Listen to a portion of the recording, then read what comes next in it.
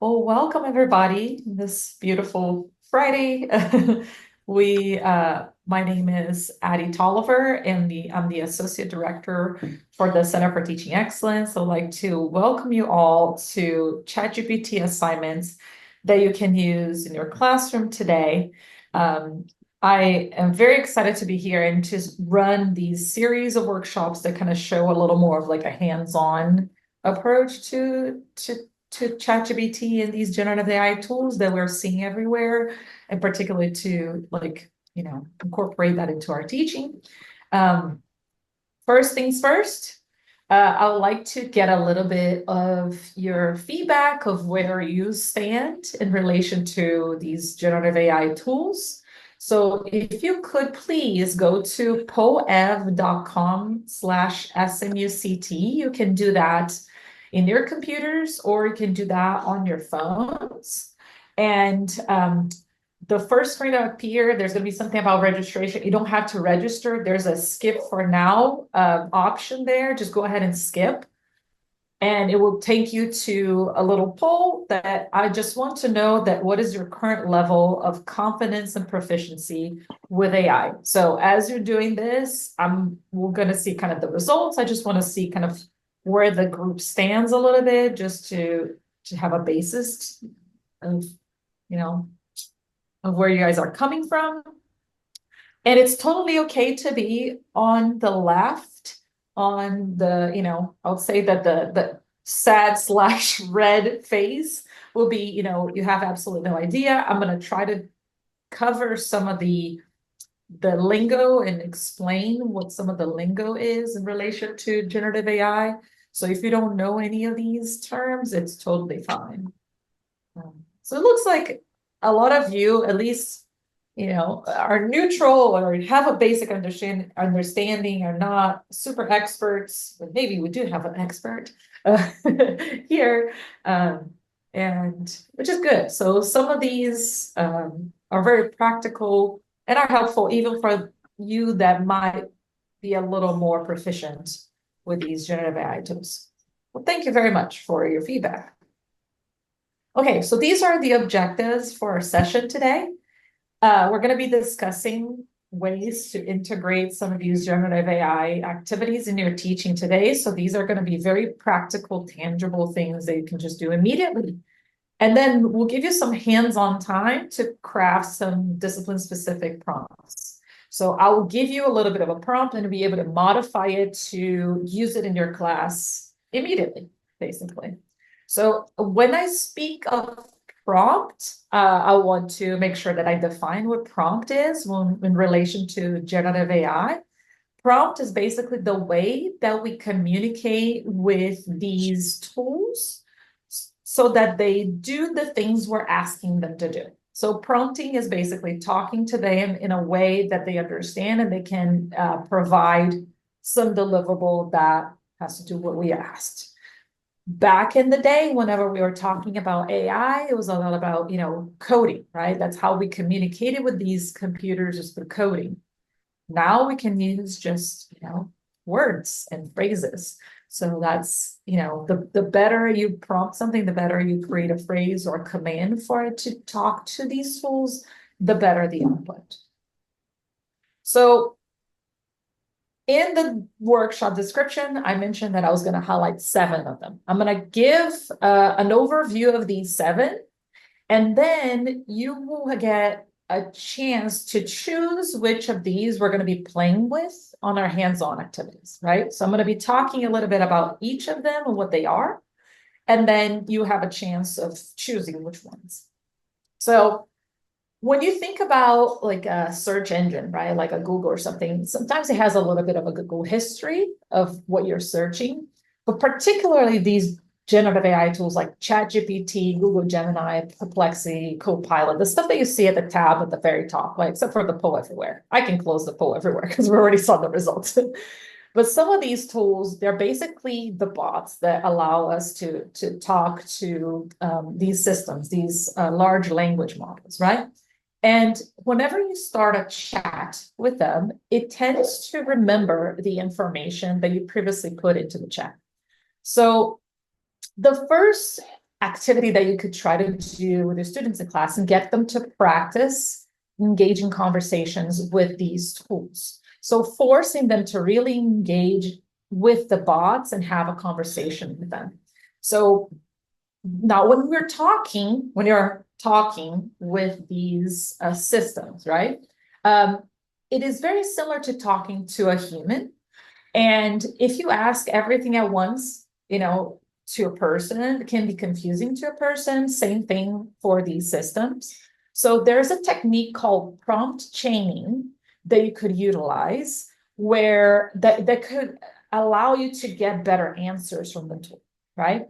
So for instance, you can give them a first prompt or a first phrase or request, and then the system can provide an output, and then you can ask the students to ask 2 follow-up questions to that prompt. So it goes deeper and deeper, right? So that's the prompt chaining activity. So that is something to consider. The next example or activity that you could do is searching for explanations for wrong answers, right? So asking the students to look up something that they have missed on an exam or an assignment and using these tools to kind of provide them with feedback. Now, one of the things that we know about learning, right? Like having feedback that is immediate is ideal, right? The closer they provide feedback to a student on an activity, the better. But also, sometimes we don't have the time to provide feedback right away. And you could use these tools to assist you in providing feedback. And, maybe you can even give some credit to the students where they can look up the questions that they've missed on an assignment or an exam and see what the answers are, and you can give them an extra credit or bonus points or something, right?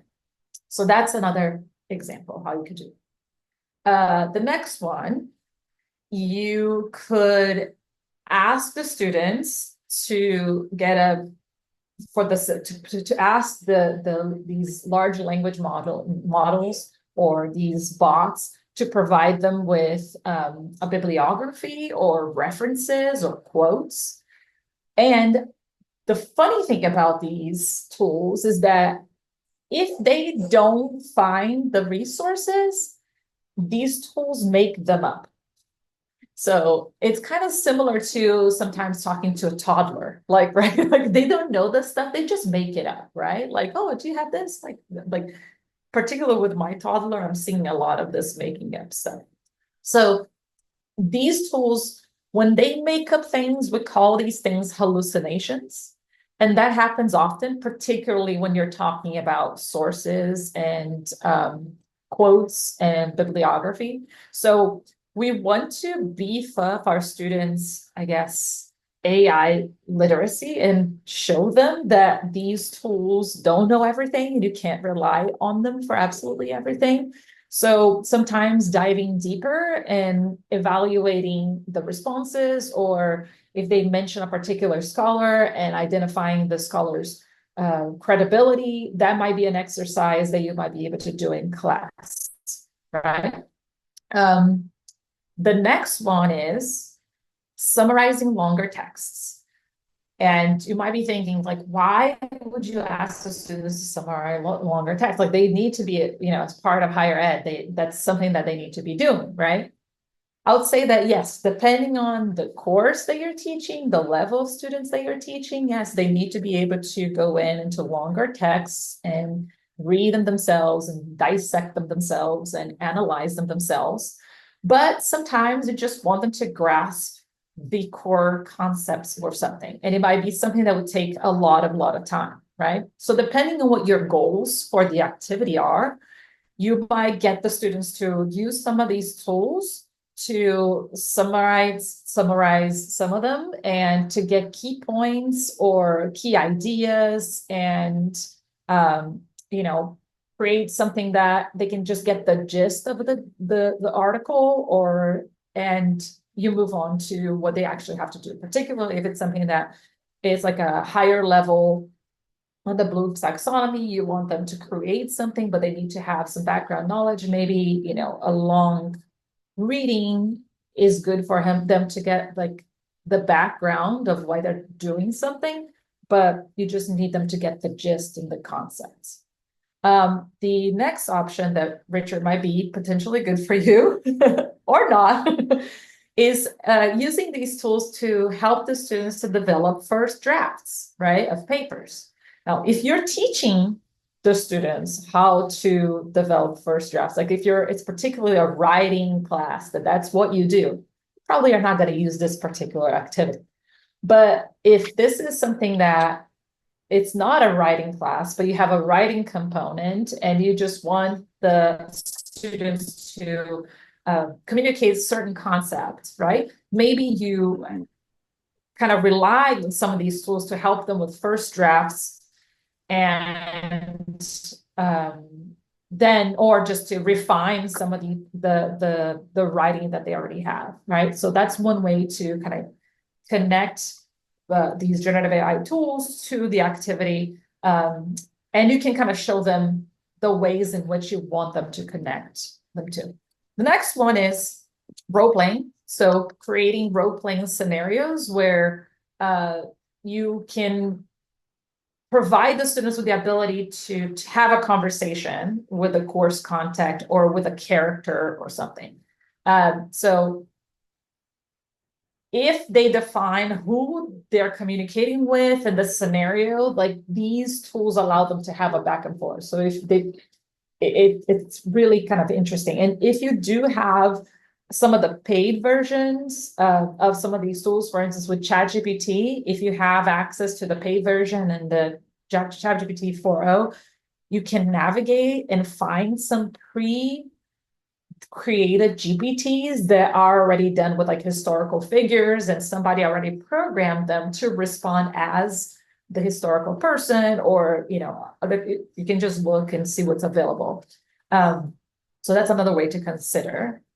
Finally, you can use these tools to create study aids, right? So the way the brain works, right, the neuroplasticity of the brain works, one thing that we know for sure, that the best thing for you to strengthen the connections, the neurological connections between the neurons, is to do retrieval practice activities. So the way you minimize forgetting things is forcing yourself to remember things over and over again. So the more you kind of forget something or not think about something and force yourself to think about something, that helps those connections get stronger into your brain, and it helps with long-term retention.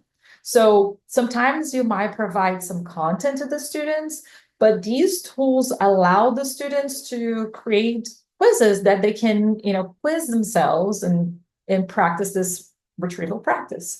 So that's the final way that, we can kind of utilize some of these tools that you sent. So based on you guys that are here today, looking at these 7, what would you like to practice first?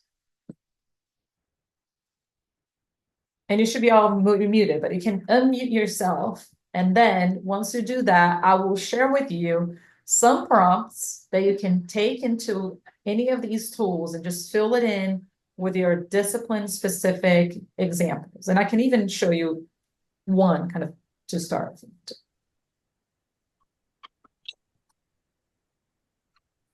For me, at least in the context of a 2000 level course I'm teaching right now in analyzing writing about poetry,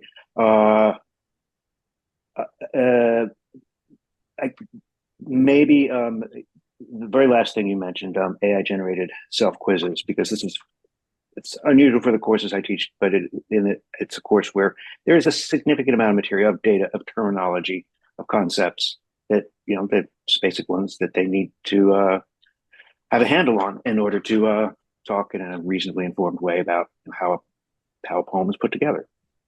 Mm-hmm. Okay, so this is what I'm going to do in the chat.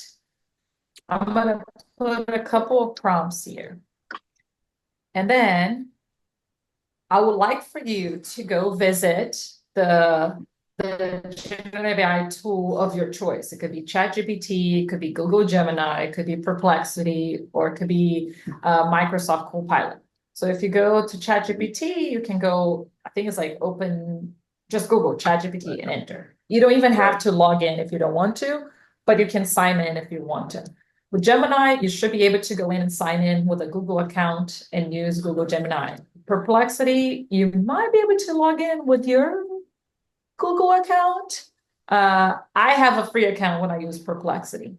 But then Copilot, you should be able to log in with your SMU account. So when you go to copilot.microsoft.com, and it asks you to, log in with your information. If you put your SMU email, you'll be able to log in with your SMU account. The benefit of using Copilot is that,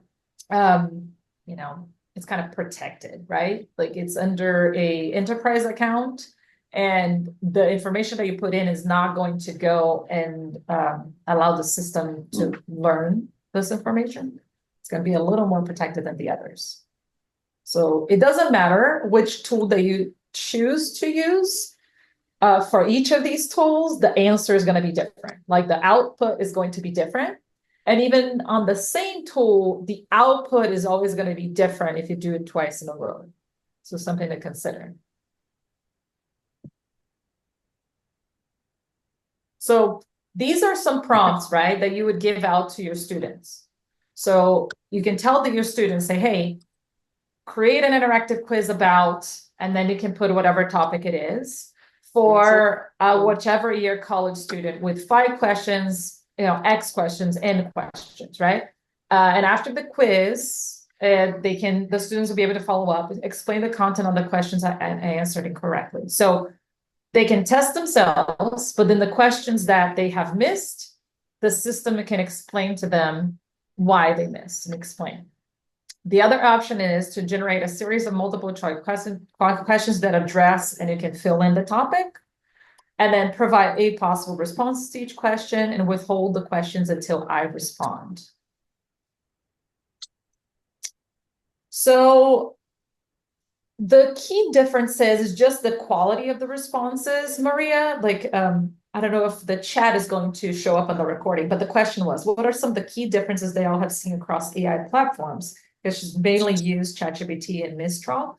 So for instance, the output is different. So the quality. So sometimes you might like the responses in one tool versus the other.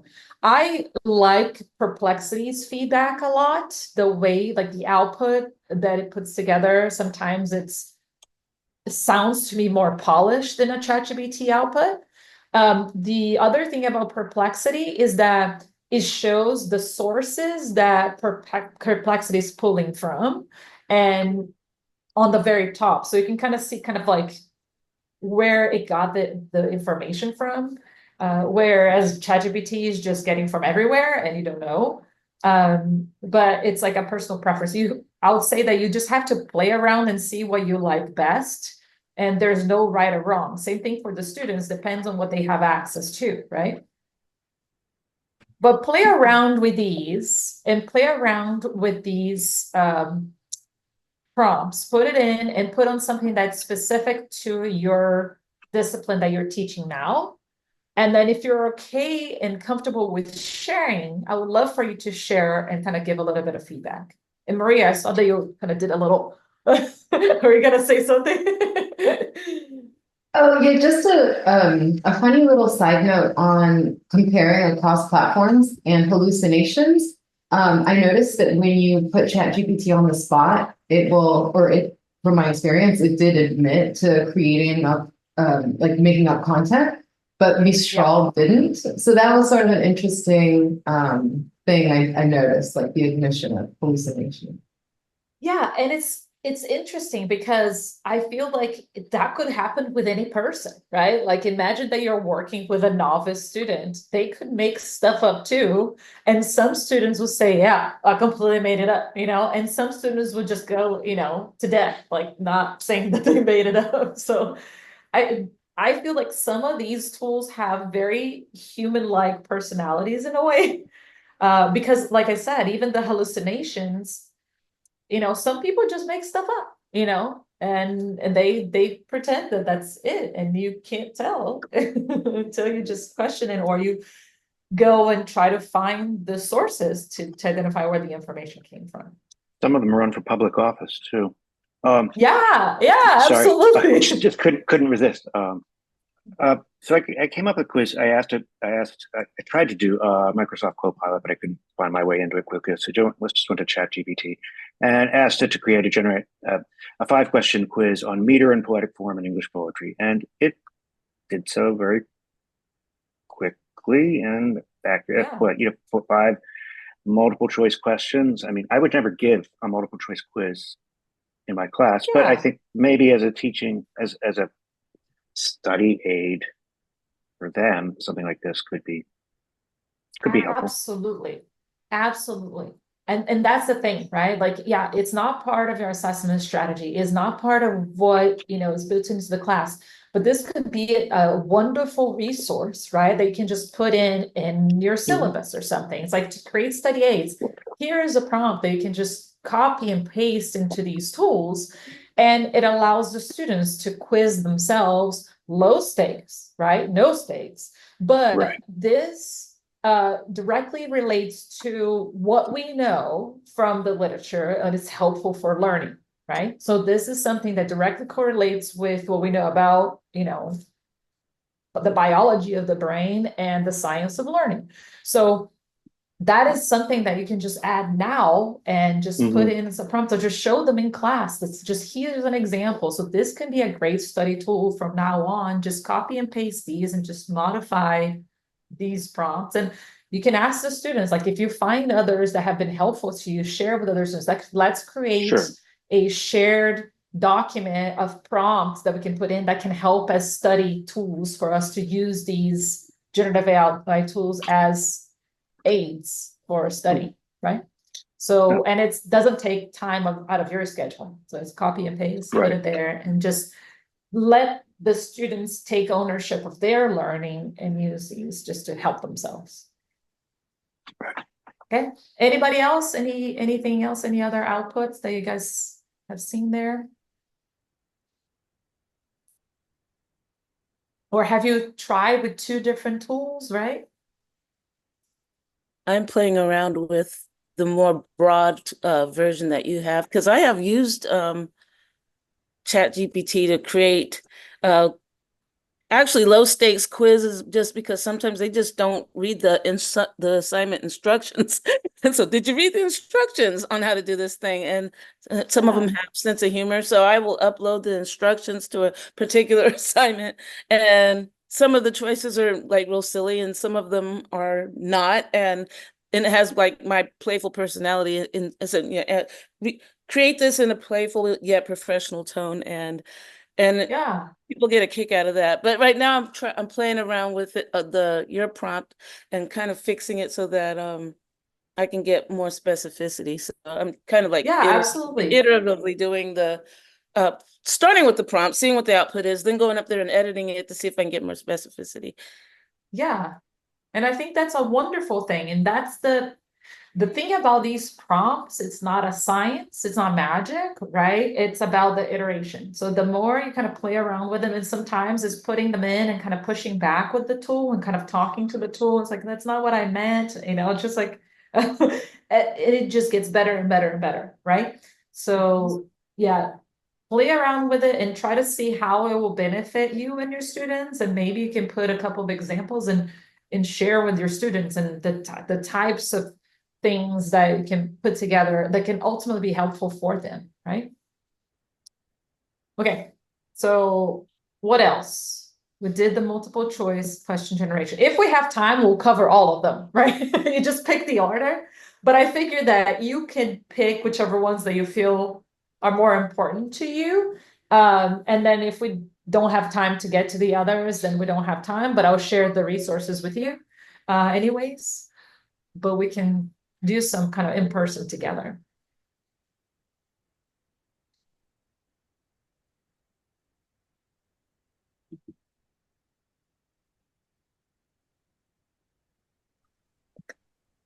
Sorry to interrupt and say just to go in a slightly different direction. I'm You said it is possible to use Microsoft Copilot through SMU, but I'm not seeing how to do Correct. that when I log in. So let me go Any- here and I'll try to sign off. I don't want to I don't want to like sidetrack everybody, but No, that's okay.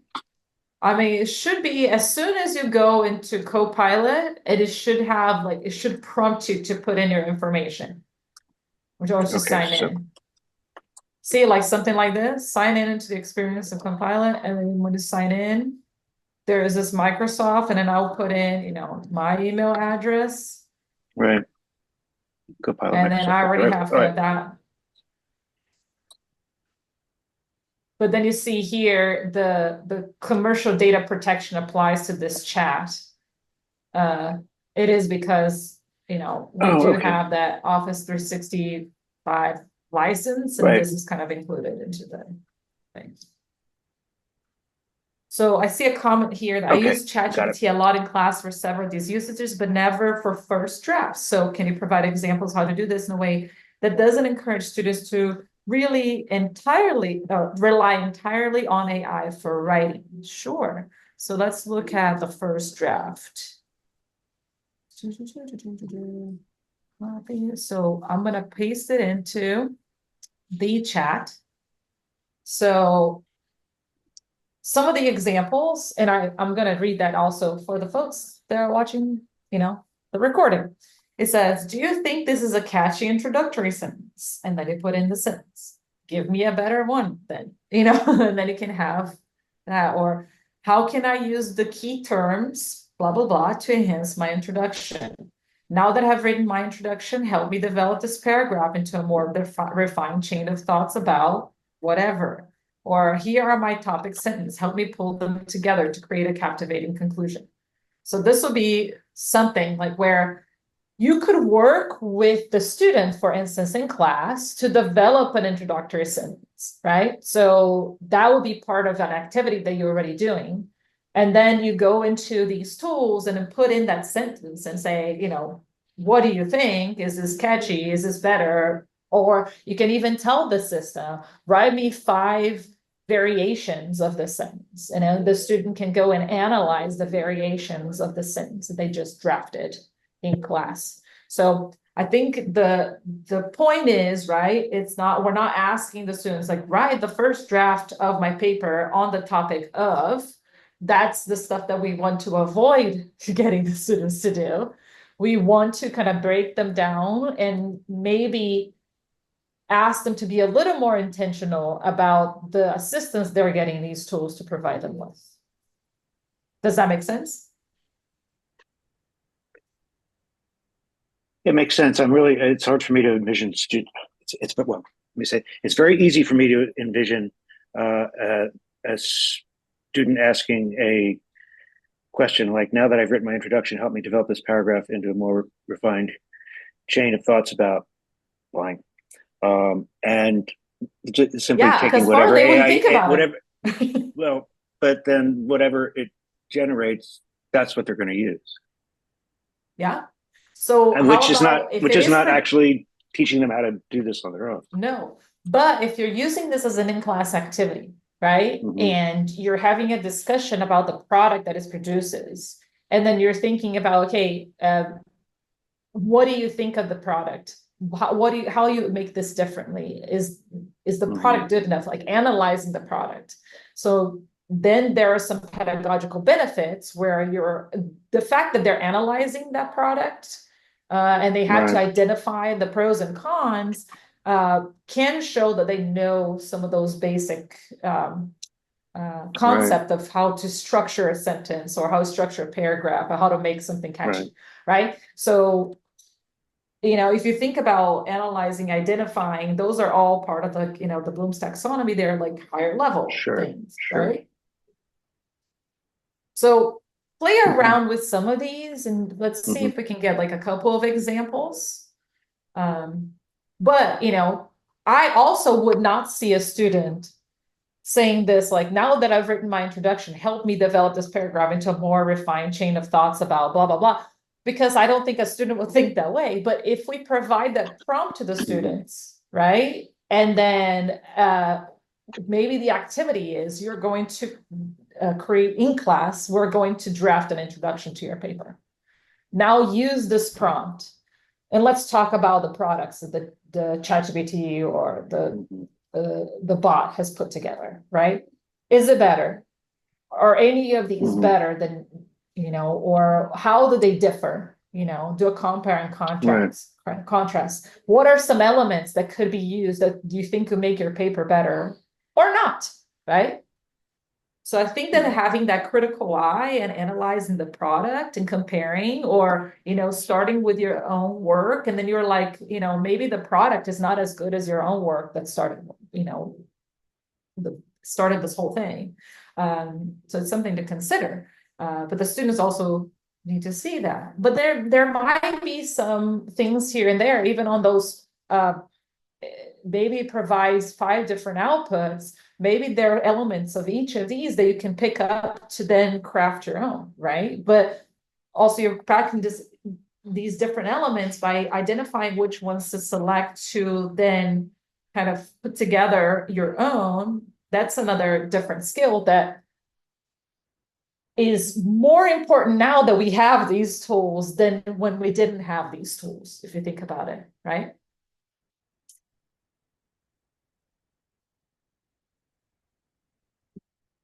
So do you have kind of like let me see.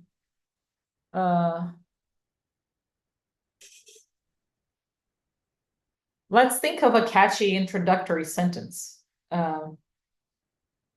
for a particular topic. Like who is teaching, like think about something that you're teaching now in class that the students might be writing a paper on, and maybe we can do an introductory sentence, just play around with this prompt.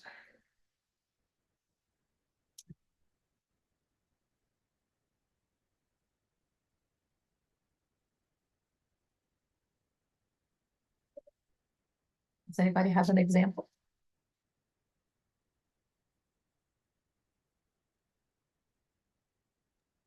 So I usually have students write like a marketing plan at the end of the year. And so it's supposed to be something that they would, for instance, hand to executives at their imaginary firm. And that can sort of vary every year, like what the details and the kind of firm would look like, but generally it's more or less the same thing. I mean, that is also interesting, right? So if you have that marketing plan, maybe just, it's asking the system to evaluate the plan and then provide some points for feedback. How can I make this better? What are some things that I should consider that, based on, and then if you have any theories or processes that are known in marketing, right? Based on these, like, what should I be considering? What am I missing? What do I need to add to these to make them stronger? So that's another way to kind of. For sure. And we give them like an example and even a template, but actually one question is I wonder how good would ChatGPT or some of these other systems be at giving examples from other firms? I think that would be very beneficial to see what others have done or are doing in the real world. Now we need to also consider, right, when say the product of the other firms, like we don't know if it is reliable, right? We don't know if those are going to be hallucinations. So something to consider too, but sometimes, right, I think that you as a subject matter expert, you could go and play around and see the type of product that it produces, because it might not be an actual real world example, but it might be good advice, right? But as a subject matter expert, you might be able to kind of detect this based on your knowledge, right, of the discipline. So I would recommend playing around. And if you feel like the output is decent enough, maybe it's a prompt that you might offer to the students and say, okay, so after you create your marketing plan, run this prompt and see what the system tells you, right? And analyze what the system told you. Like, And there you go. Carol mentioned also, if you can upload documents from each of the firms into ChatGPT, assuming that those documents are legit, you can ask it to analyze according to those parameters. And that is very true. So if you create a chat and you put in those documents, it will remember the information in those documents, and it will kind of analyze whatever prompt the students put in against those documents and parameters. Do you have those? Do you have those, Maria? I don't have ones from actual firms. I have other things from firms that are more public. Yeah. I have good examples though from previous students doing marketing plans for different companies. But actually, as I was thinking about this, one question that I came up with, because they do need to add illustrations, and in many cases, graphs and figures can really help. And then they also actually create like an advertising storyboard. And I've noticed, I just don't think that ChatGPT is the greatest when it comes to images, especially in terms of having words on images. Usually they're Oh, for sure. So I was wondering if y'all have recommendations for platforms that are specifically for images. Oh, I see Midjourney. Thank you, Carol. Yes, Midjourney it's good. I mean, I'll say that it's decent, right? It's not perfect, but it's much better. Adobe Firefly can also be very helpful. The benefit of Adobe Firefly is that Midjourney, the source images are from everywhere. Adobe Firefly uses the images that are licensed by Adobe. So it's something to consider if it's, if you're thinking about where it's getting the information from. But I think that some of these tools, I mean, even when this presentation right here in front of you was done with the Gamma AI app. So all of these were generated by AI. And some of them, if you look at this guy's fingers right here, I don't know if you can see, let me see the spotlight, like right here. This dude's fingers at the bottom, he has like 6 fingers, it's like kind of funky, I think that, because this is just an illustration and it's by AI anyways, I think it's, kind of a nice thing to have. It shows that it's not perfect. So it proves my point that a lot of this stuff is I probably want to be using in a marketing campaign, an image of a person with 6 fingers. Or there was another one that I think was the first one on the first slide that it had like 3 legs or something. So I was like, it's funky, but for an illustration for a presentation like this, it's, the stakes are not so high. So. Okay, let's pick another one that we can kind of play around with.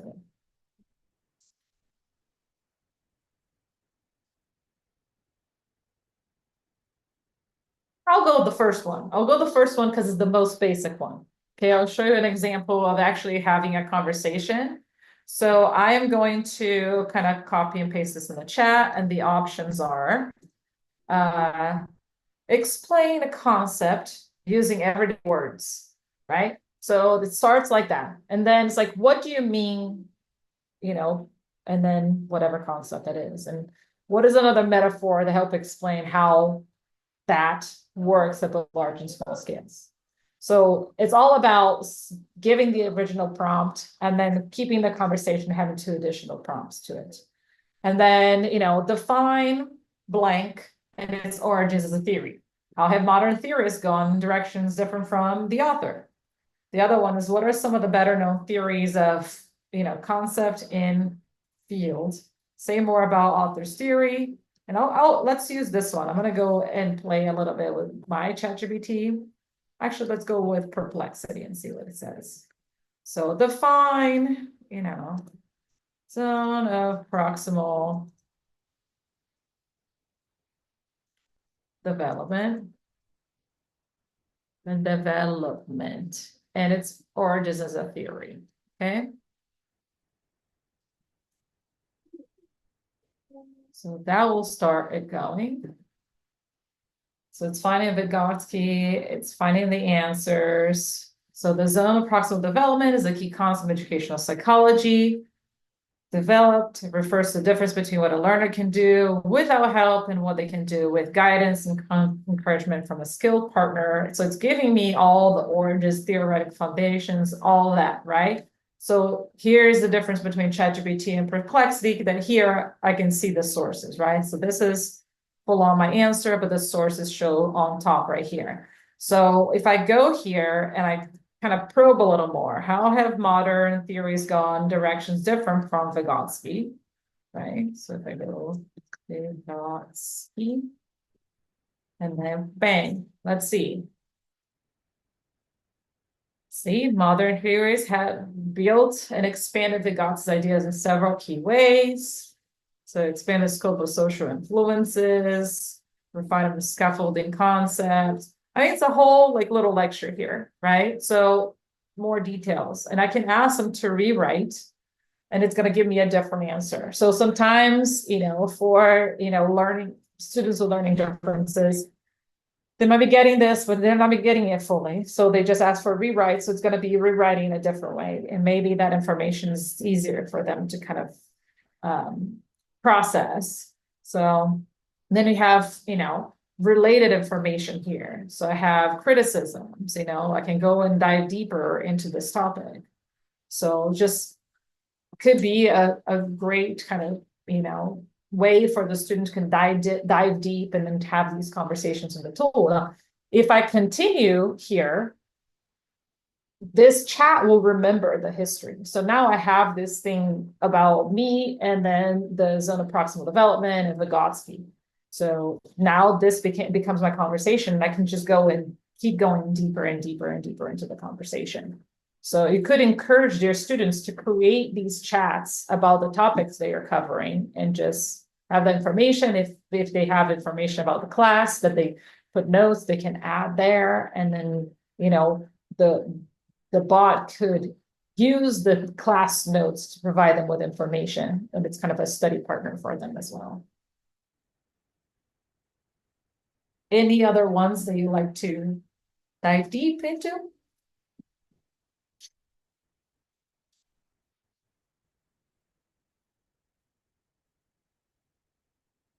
So I'll touch on very briefly, I guess, on the other ones, right? So, and at least share with you the hallucinating source. Let's deal with that one then. So this is, I'm pasting here into the chat, is you tell the system, write a bibliography about, the topic. And so it will put together a bibliography for you. So now let's think of a topic, right? And what is the topic that you are teaching now currently, Carol?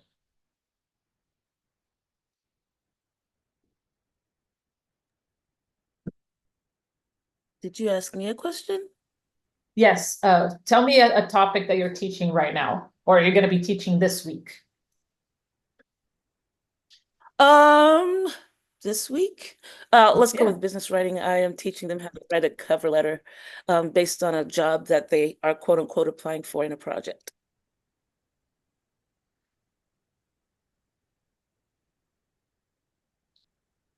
Okay, so I can tell the system, right, to create a full bibliography for me. And it might be a bunch of BS. It might be all made up, right? But what you can do is you can ask the students in class to tell the system to provide you this bibliography. And right now it's in MLA style, but you can ask in APA or whatever style that you want. And that's the class activity. So now you're going to get this, and you're going to go into the SMU library website and see, are these legit? And see if even these people exist. Right. Does Cortland Beauvais exist at all? And if he does he write on business communications, So, and just the exercise to show the students that some of this information is not something that they can rely fully, at least not just yet, could be important and helpful for them to understand that they need to be skeptical of the output of some of these tools. But sometimes it does provide with sources that are okay, right? Like if I put here on Perplexity, it might provide a decent bibliography. So they go in and, it could be good. So let's see, right? Citations and cover letters. This is economics. I use CSD, workplace writers, Purdue. Like this might be a decent, bibliography. But now we're talking about critically analyzing outputs from the different tools that they have access to. And see, this one even has a little link from Harvard Business Review on how to write a cover letter. If I click here, it actually goes to that. That could be a legitimate one, right? So it's just that exercise can be very, very helpful, right? So it's something to consider. The other examples would be, provide the top 5 quotations by academics about whatever topic, right? So something that it could be reliable information if you go on Perplexity, or if you go on Elicit, right? Like Elicit AI, it might be, here, if I go to Elicit AI, this is usually has like, published articles, right? So if I go papers, provide the top 5 quotations by academics on a topic on infertility, what is it? Let's see if it does. It might not do it because it might show just the articles here at the bottom, right? So maybe this is not the tool, but here, the summary of 4 papers right here. This is kind of the gist, and this is based on information from published scientific articles. But if I go to Gemini, let's see, this is looking, it's a Google tool, right? So couldn't find. But this could be an interesting exercise for the students. There you go, you found it. There you go, so let's see what they're saying. Now, once it provides you with these quotes, let's go and look and see, are these real quotes? Or is Margaret Marsh and Wanda Runner of a hallucination? The system just made it up, right? Just the critical analysis of this could be a wonderful activity for the class, and the students will be, because they do need to critically analyze any information they're trying to use into their academic research. So, okay. So going back to the little presentation, right?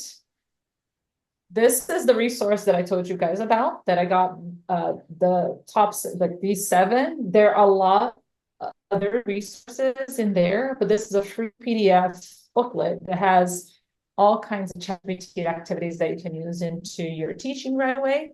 These 7 are the ones that I thought that, could be helpful for a lot of people, even starting from not knowing much about ChatGPT, but having a little bit of experience with it. And that could be helpful for the students as well. So, but I would highly recommend. I can certainly drop that link into the chat. There we go. There we go. Well, thank you so much for joining me today. And hopefully this information was helpful. You'll get a link to the recording for you once it's processed, and I'll send you a feedback survey. Have a wonderful rest of the day. Thanks, Oh, Eddie. do you guys have too. any additional questions, comments, concerns, anything that you would like to add at the end? Good. Do you feel like that some of these do have some use that you can share in your class right away? Okay, excellent. And also feeling a little Okay, validation from what I've been trying also. So yeah. Excellent. Great. That's great. Thank you. It's great seeing Thank you you all guys. for all the Have a good day. Bye. recommendations. Yes. Yeah, absolutely. Take care. Bye.